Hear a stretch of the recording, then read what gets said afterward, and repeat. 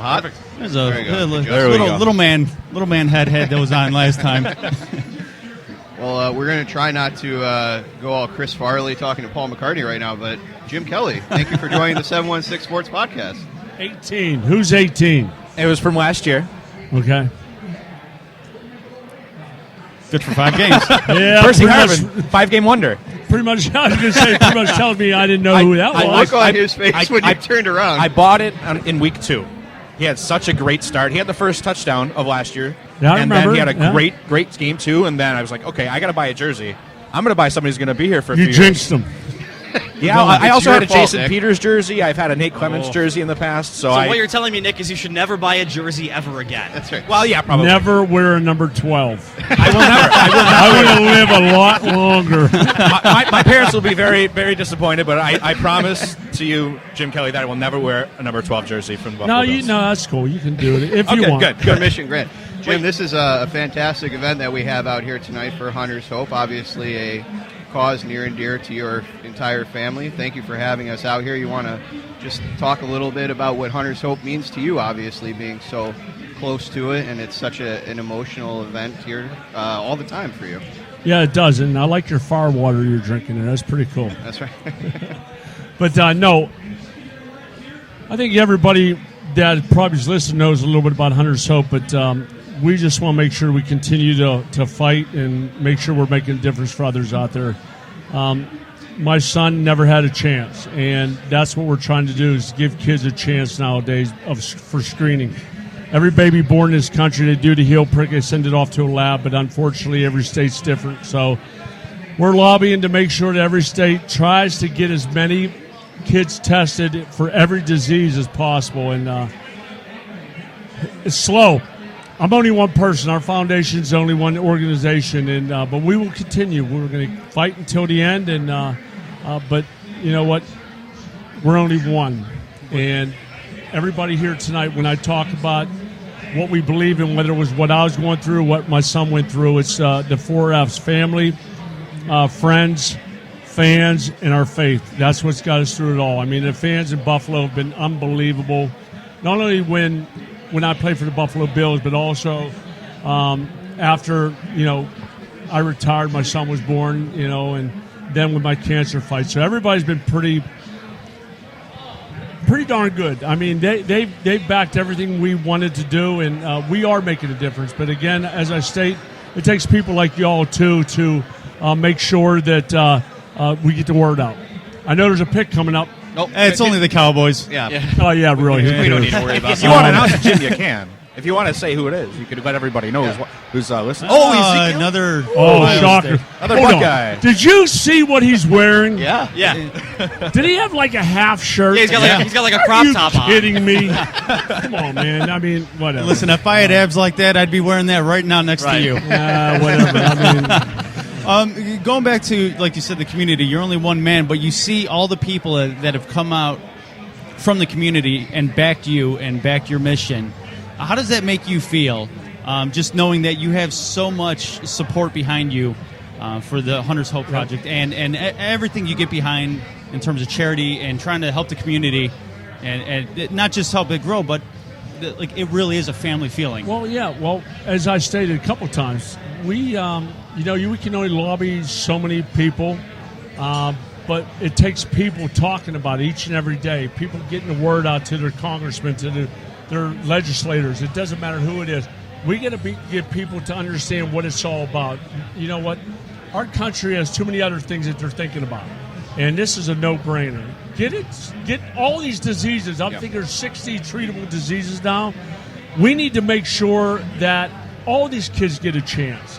I mean, I was a little boy, just like you guys. We all dreamt about what we wanted to do in our life, and I wanted to be an NFL quarterback, and my dream came true, but my son never, got that chance. There's so many kids out there getting robbed of their dreams, but I just, at times, to be honest with you, I'm in awe of how people rally around our foundation and what we do, because at the end of the day, they get it. They understand what we're doing. We're trying to be a difference maker out there, because I saw what my son went through each and every day of his life.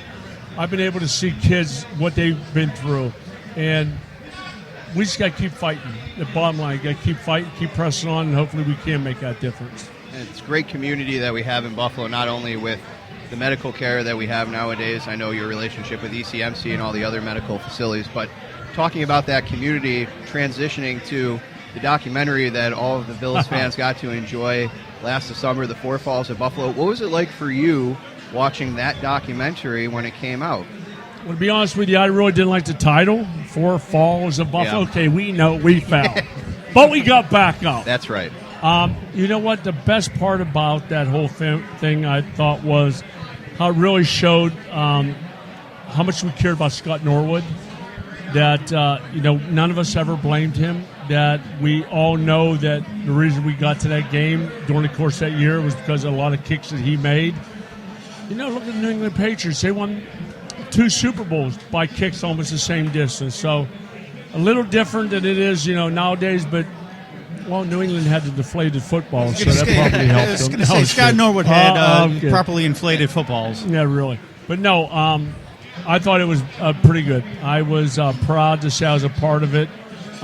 Even before that, when they did the Marino, the Elway to Marino, I said to them, you know what, you all need to do something on the Buffalo Bills, the 4 Super Bowls. I said, because the more I travel around the country, the more I think people realize what we accomplished, that it wasn't, you lost 4. I think doing it 4 years in a row, the mental capacity that we all had, the never give up, the resiliency, all those old cliches you can use, but the bottom line, we became a family.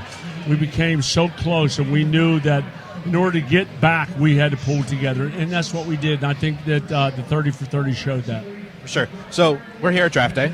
As a pro, going through the whole draft day process, did you have anything? Did you meet with teammates or have phone calls with different people while the draft was going on, and just to get an idea of like, oh, we got this guy. Okay, awesome. This is great. Did you have any maybe specific? You had a really long career in Buffalo. Any specific maybe draft day that really stood out to you? No, I think during our time, it wasn't like today. As For sure. It was like Saturday afternoon, just I was hanging sitting in front of a little TV and, hoping that some Steelers or Raiders would pick me. I didn't want the Bills to pick me. Yeah. I mean, it's evident by me going to the USFL for 2 years. But to be honest with you, one of the best decisions I ever made in my life was becoming a Buffalo Bill in '86. And even though it took me a few years to get there, I realized – I'm sorry, I don't mean to pod. My wife's shoving the camera in my face. I was just going to say, Miss social media. I was just going to say, He's there's a man. lady creeping on you right now. She makes me nervous. No, I'm just kidding. No, but during my time, I remember that's when John Elway decided he didn't want to become a Baltimore Colt, and he became, after that, a Denver Bronco. But I think during my time, they said to me, is there anybody you don't want to play for? And I said, oh, yeah. Remember, I went to school at the University of Miami of Florida, the U. And I said, I don't want to play for Green Bay, don't want to play for Minnesota, and I sure don't want to play for the Buffalo Bills.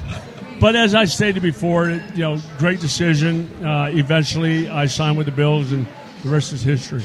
Really good decision not signing with Green Bay. It's even colder. It's even colder there than here. Wow. Yeah, you're probably right. But I don't mind snow. I still like that bitter cold weather. Yeah. Now, this is the second straight draft where we see 2 quarterbacks going number 1 and number 2 overall. If you could give one piece of advice to Jared Goff and Carson Wentz as they begin their NFL journey, what would you say to them here today? Study, study, study. You think college was hard? No. I think for those guys, they don't. They know to a certain point because, as a quarterback, you got to know that there's going to be a big playbook. But being mentally prepared at the quarterback position is so important. You don't want to ever go up to the line of scrimmage and start having to think of coverages, think about the play, think of the snap kind. All it's come, natural. And I think for them, they just have to really dive into the playbook as soon as they can. Whether, it takes a while to sign that contract, get the playbook as soon as you can, start studying it, get mentally prepared. Is there anybody that you'd like the Bills to draft in the first round? Personally, individually, no. I just know what we need. We need linebacker. We need a good DN.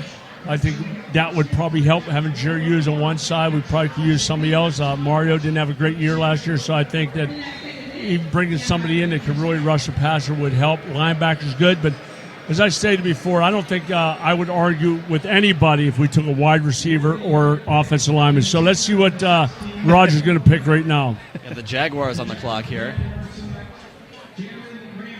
And it's wow. Jalen Ramsey. It's a good pick. Yeah, Seminoles. I'm not a big Seminole fan. You guys had a couple run-ins back in the day. Yeah, we had a few times back to you, but we had a good time. But hey, guys, I appreciate you. Thank you.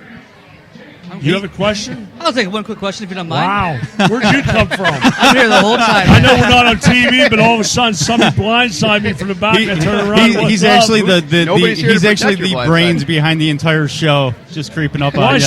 I still have no saliva, so I'm going to have to leave here in a second to get some water because I have no saliva left. But go ahead. Keep it real quick. So the Bills are in a tough spot with Tyrod Taylor, and Doug Williams said they're going to take a quarterback today. Which quarterback do you want the Bills to take? None. None. No, to be honest with you, I know we do need one. I'm not sure what they're thinking about as far as a backup. I saw, correct me if I'm wrong, we are on the ropes if we keep EJ for the next season for like $10 million or something like that. I think that we need to figure out who's going to be our backup. I think Tyrod is a pretty good quarterback. I really do. I think first year, I think he did an excellent job. I think he has continued to learn how to read defenses and make smart decisions. I think he did a pretty good job overall. We just got to stay healthy. Sure. In order to help Tyrod, we got to stay healthy on both sides of the football. So hopefully we'll get there. I'm optimistic just like everybody else was. I was one of those guys. I was doing all the talking just like Rex was last year. I was excited, but all of a sudden when you see all the guys getting hurt, you start wondering, wow, you can't make the playoffs. You can't go very far if you keep getting your key players hurt.